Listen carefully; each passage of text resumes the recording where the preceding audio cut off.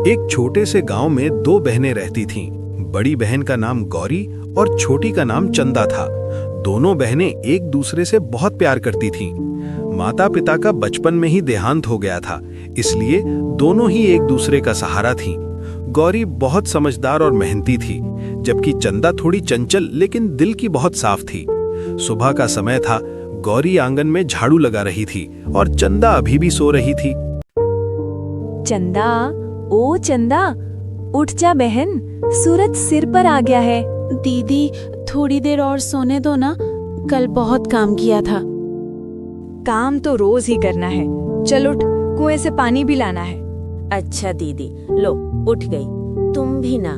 दोनों बहनें घड़े लेकर कुएं पर पहुंची। वहां गांव की औरतें भी पानी भर रही थीं। अरे गौरी, तेरी बहन तो बड़ी हो गई है, अब इसकी शादी करिए। अभी तो बच्ची है काकी। दीदी, सबके सामने क्यों बोलती हो? सब हंसने लगे। पानी भरने के बाद दोनों अपने छोटे से खेत पर गईं। दीदी, हम इतना काम करते हैं, फिर भी घर में पैसे कम ही रहते हैं। मेहनत कभी बेकार नहीं जाती बहन, एक दिन सब ठीक होगा। तुम हमेशा यही कहती हो, पर कब? जब भगवान चाहिदा। कुछ दिनों बाद गांव में भयंकर बारिश हुई।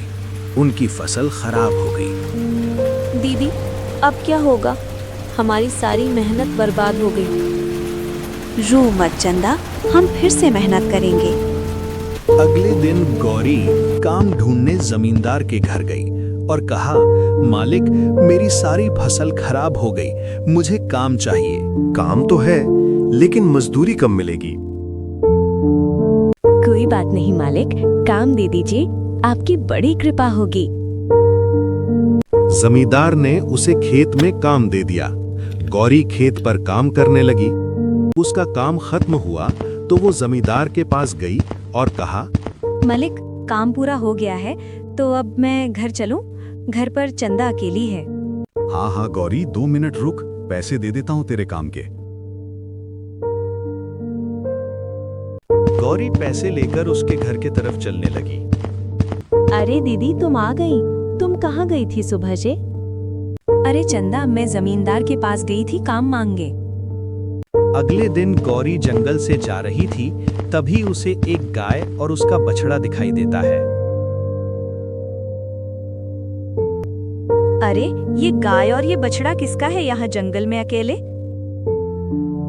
उसने सोचा, इन दोनों को घर ले जाती हूँ, और उनसे कहा, गौ माता, क्या तुम मेरे साथ आओगी?